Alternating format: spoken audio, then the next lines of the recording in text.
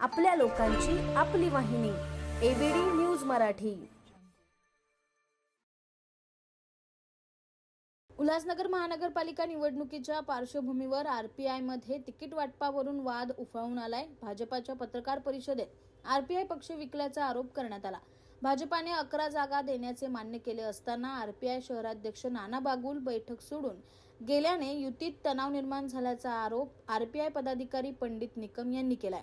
Republican पक्ष पूर्णपणे विकून टाकले आहे 2 सीटांसाठी, कारण आमची नैसर्गिक युती आठवले साहेब केंद्रीय मंत्री आहेत आणि केंद्रीय मंत्री असल्यामुळे आमची युती खरोखर बीजेपी सोबतच आहे आणि बीजेपी सोबतच आहे।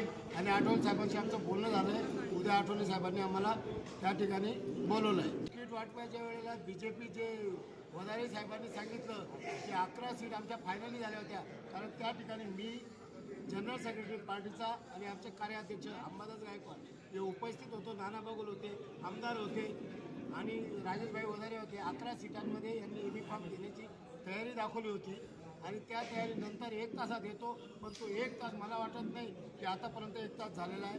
कार्यकर्ते खूप नाराज आहे आणि आंबेडकर चळवळ जिवंत ठेवण्यासाठी, खऱ्यांनी प्रकटण्यासाठी मध्ये जेलमध्ये गेलेले कार्यकर्ता खूप चौताळलेला आहे आणि बीजेपी सोबत आमचे आठवले साहेब आहेत। आम्ही पण त्यांच्यासोबत पक्ष विकला आहे ना नाना बागुलने।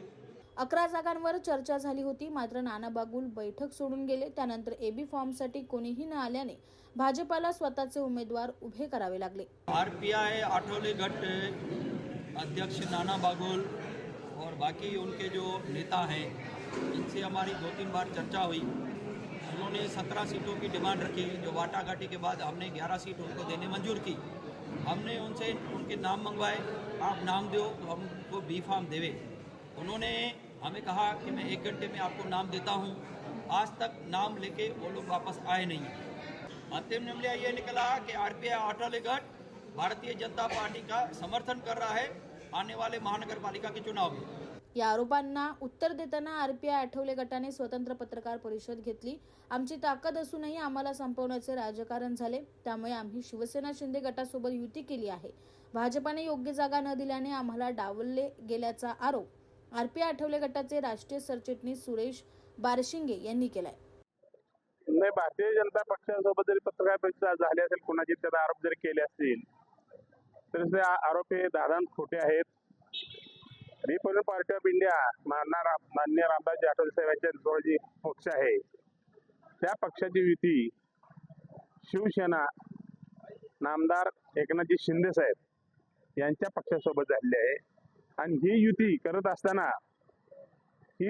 असताना नाना बागुल यांनी राष्ट्रीय अध्यक्ष आणि माझी परवानगी घेतलेली आहे।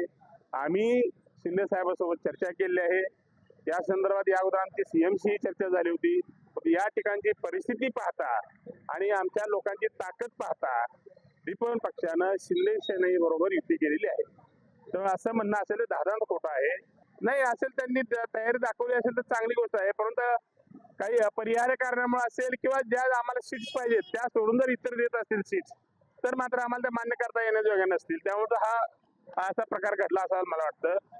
ज्या ठिकाणी आमची ताकद आहे त्या ठिकाणी झोपडपट्टी असतील किंवा जो एक मध्यमवर्गीय किंवा खालच्या स्तरातला माणूस आहे, त्या सर्व ठिकाणी शिवसेनेची आणि आरपीआयची प्रचंड मोठी ताकद आहे।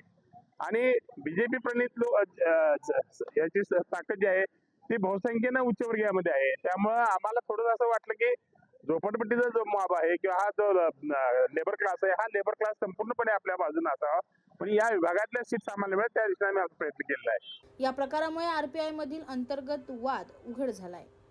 आपल्या शहरातील ताज्या घडामोडी पाहण्यासाठी आपल्या एबीडी न्यूज मराठी चॅनलला सबस्क्राईब करा आणि लाईक शेअर करून पहा शहरातील ताज्या घडामोडी थेट मोबाईलवर।